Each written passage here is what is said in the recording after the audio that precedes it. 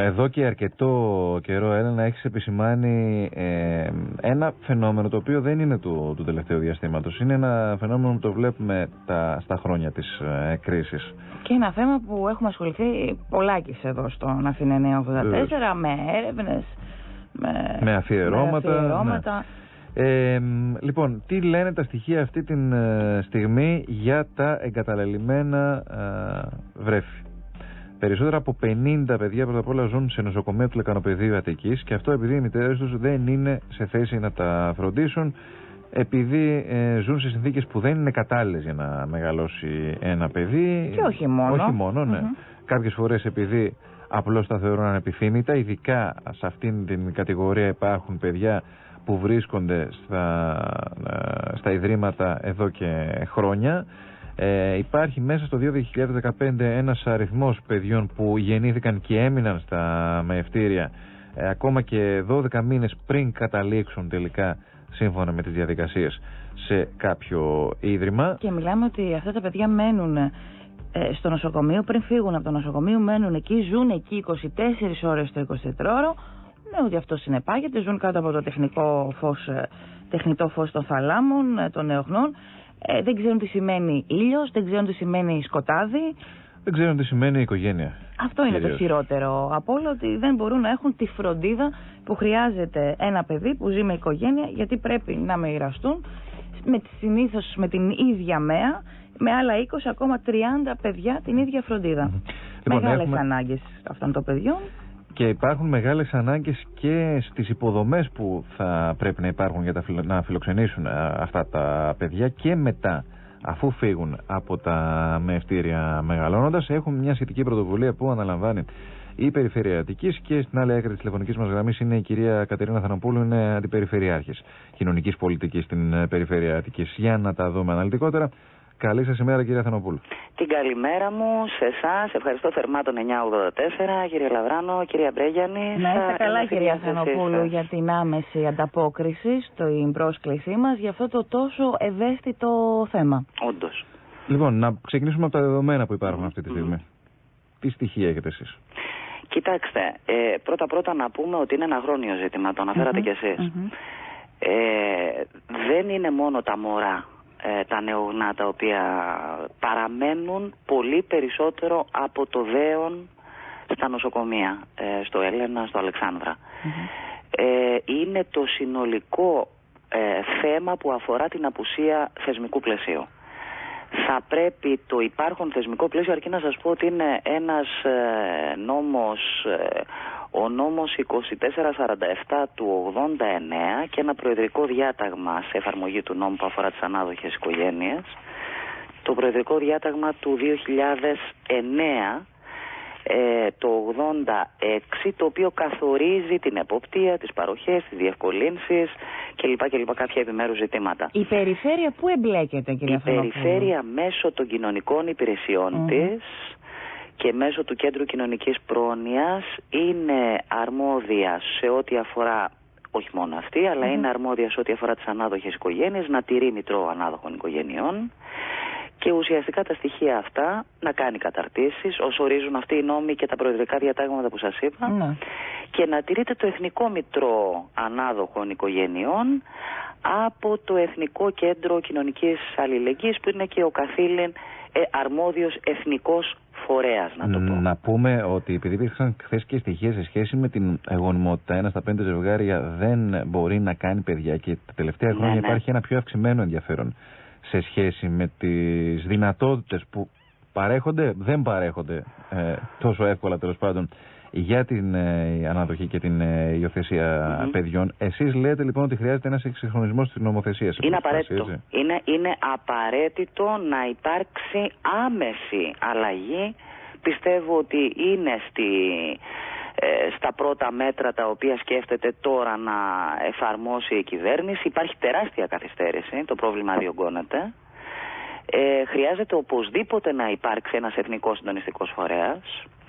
Και για να σας πω για τα μωρά, για να είμαι απόλυτα ειλικρινής μαζί σας, χρειάζεται παρέμβαση που να αφορά τη δυνατότητα άμεσης τοποθέτησης των παιδιών σε ανάδοχες οικογένειες. Ναι, γιατί όπως είπαμε και πριν, δεν είναι τώρα το νοσοκομιακό περιβάλλον. Πήγα και είδα. Έκανα επισκέψεις. Ξέρω ότι είστε ευαίσθητοι σε αυτό το κομμάτι, σε αυτό το θέμα. Τα παιδιά ιδρυματοποιούνται από τη γέννησή τους. Όσο καλές συνθήκες και να έχεις, που δεν υπάρχουν, μένουν σε μονάδες εντατικής φροντίδας.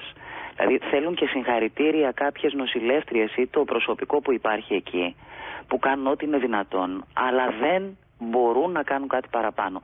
Φανταστείτε μωράκι 20 ημερών να ζει σε φως συνεχόμενο. Δεν σβήνει, μπορεί να φαίνεται παράλογο αυτό που λέω, δεν σβήνει το φως, δεν αισθάνεται μια αγκαλιά, δεν αισθάνεται τίποτα. Και εν συνεχεία το δυστύχημα... Δεν καταλαβαίνει αν είναι ήλιος ή σκοτάδι, αυτό που είπαμε προηγουμένως. Έτσι ακριβώς, δεν το καταλαβαίνει. Ιδρυματοποιείται λοιπόν από τη γέννα. Και σας λέω το δυστύχημα είναι ότι εν συνεχεία δεν πηγαίνει σε ανάδοχη οικογένεια. Αλλά σε κάποιο ίδρυμα. Συνήθως μέσω εισαγγελικής παραγγελίας θα πάει στο κέντρο βρεφών η μητέρα.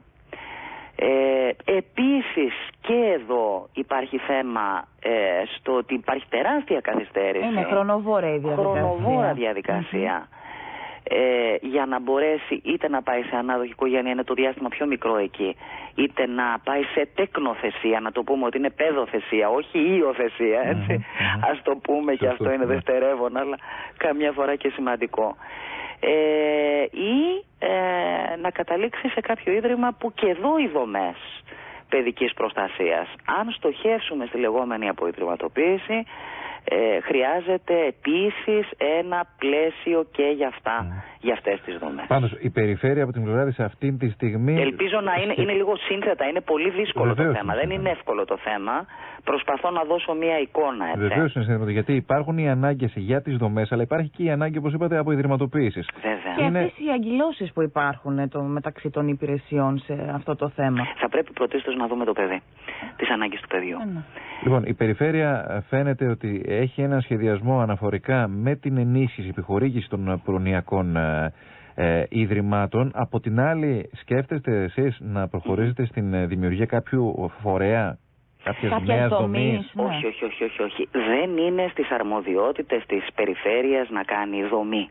Στις αρμοδιότητες της δικές μας υπάρχει ενεργό πρόγραμμα της περιφέρειας για τις ανάδοχες οικογένειες.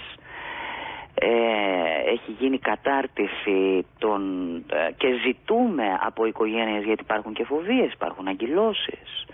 Θα πρέπει, κοιτάξτε πόσα ζητήματα βγαίνουν. Θα πρέπει και να ενισχυθούν οικονομικά, αλλά αυτό, επειδή καμιά φορά γυρνάει μπούμεραγκ, γυρνάει αντίστροφα, θα πρέπει οι οικογένειες που παίρνουν το μωρό, το νεογνώ, είτε από τις κοινωνικές υπηρεσίες των Δήμων, είτε από τις κοινωνικές υπηρεσίες των περιφερειών, να παρακολουθούνται ότι γίνεται σωστά η οποιαδήποτε τοποθέτηση του παιδιού. Δεν αρκεί το πριν. Θα πρέπει να υπάρξει μια συνεχής παρακολούθηση. Από εκεί και πέρα έχουμε αναλάβει και πρωτοβουλίες. Έχουν γίνει 2 συναντήσεις ενός, θα μπορούσε να πει κάποιος, άτυπου δικτύου. Είναι κάποιοι μήνες που έχει ξεκινήσει αυτή η διαδικασία. Δίνουμε ό,τι προτάσεις υπάρχουν και στα καθήλυνα αρμόδια υπουργεία. Στο δίκτυο αυτό και στις συναντήσεις έχουν έρθει εκπρόσωποι από το Έλενα, από το Αλεξάνδρα. Έχω συναντηθεί με τον πρόεδρο, με τον κύριο Βεζιράκη. Η κυρία Κωνσταντέλια, που όπως σας είπα είναι η πρόεδρος του Κέντρου Κοινωνικής Πρόνοιας Περιφέρειας Αττικής. Εκπρόσωποι από το Ινστιτούτο Υγείας του Παιδιού, από το Συνήγορο του Παιδιού. Έχει γίνει μια προσεγμένη δουλειά ώστε να καταλήξουμε σε προτάσεις όπως αυτές που σας είπα, που είναι εφικτό να γίνουν. Μάλιστα, άμεσα. Άρα πλέον, εφόσον υπάρξει ένα πλαίσιο προτάσεων, εσείς το καταθέτετε στην κυβέρνηση ζητώντας την γρήγορη υλοποίηση. Και βεβαίως αντιλαμβάνεστε ότι και οι δικές μας κοινωνικές υπηρεσίες, έστω με λίγους κοινωνικούς λειτουργούς, και πιστεύω ότι και οι Δήμοι και οι περιφέρειες ως συντονιστικός φορέας κάνουν καλά τη δουλειά τους, άμεσα να ξέρετε ότι προσπαθούμε και να πηγαίνουμε στα νοσοκομεία και να προσπαθούμε τα μωρά τα οποία υπάρχουν εκεί να μην παραμένουν, και μακάρι, ξαναλέω, άμεσα να τοποθετούνται σε ανάδοχες οικογένειες. Και να δοθούν και κίνητρα σε αυτές τις οικογένειες να πάρουν αυτά τα παιδιά. Είδαμε και ένα δελτίο τύπου που μας στείλατε, κυρία Θανοπούλου, για μια έγκριση που έχετε για την εκταμείευση 2 εκατομμυρίων ευρώ. Ναι. Αυτά τα χρήματα πού θα δοθούν, πού θα πάνε? Ακούστε, εντάξει, είμαι λίγο χαρούμενη και ευχαριστώ όλους όσους συνεργάστηκαν προκειμένου να γίνει μια δουλειά. Πολλές φορές λέμε ότι καθυστερεί. Όντως, περίπου 8 μήνες προκειμένου να φτάσουμε στην ευχάριστη θέση, ομόφωνα, και πραγματικά ευχαριστώ και όλες τις παρατάξεις, γιατί σε τέτοια θέματα είναι γενναιόδορες, να το πω έτσι. Είναι 2 εκατομμύρια ιδίων πόρων. Πηγαίνουν σε δομές πρωτοβάθμιας, δευτεροβάθμιας φροντίδας. Είναι η κλειστή και η ανοιχτή φροντίδα, και για να καλυφθούν λειτουργικά έξοδα, αλλά κυρίως για να καλυφθούν προγράμματα που δεν αφορούν μόνο την ιδρυματοποίηση, ας μου επιτραπεί η έννοια. Κυρίαρχα αφορούν την ομαλή ψυχική ισορροπία των παιδιών που βρίσκονται σε αυτές τις δομές. Σε δομές παιδικής προστασίας. Και την ένταξή τους. Δηλαδή είναι και προγράμματα που αφορούν κοινωνικές δράσεις παιδιών. Και μιλάμε για παιδιά αμαία, που δεν πρέπει να τα ξεχνάμε.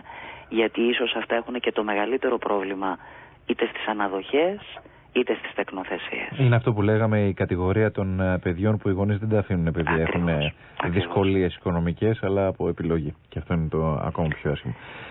Κύριε Θανοπούλου, να σας ευχαριστήσουμε πολύ για τη συνομιλία. Εγώ πραγματικά σας ευχαριστώ. Στη διάθεσή σας για οτιδήποτε. Να είστε καλά, θα το παρακολουθήσουμε το θέμα, διότι υπάρχει και μια ανοιχτή ψηφοφορία από το avaz.org, από αυτή τη σελίδα με τα ψηφίσματα πολιτών. Είναι το μεγαλύτερο, να πούμε, και το πιο αποτελεσματικό κίνημα πολιτών στο διαδίκτυο. Υπάρχει λοιπόν σε εξέλιξη τις τελευταίες μέρες μία ψηφοφορία. Μια συλλογή υπογραφών προς το Υπουργείο Υγείας. Το κάλεσμα: βοηθήστε τα εγκαταλελειμμένα μωρά του νοσοκομείου Αλεξάνδρα. Αυτήν την ώρα έχουμε ανοίξει την σελίδα εδώ και κάνα δεκάλεπτο και ήδη σε αυτό το διάστημα καμιά εκατοσταριά υπογραφές έχουν προσθεθεί.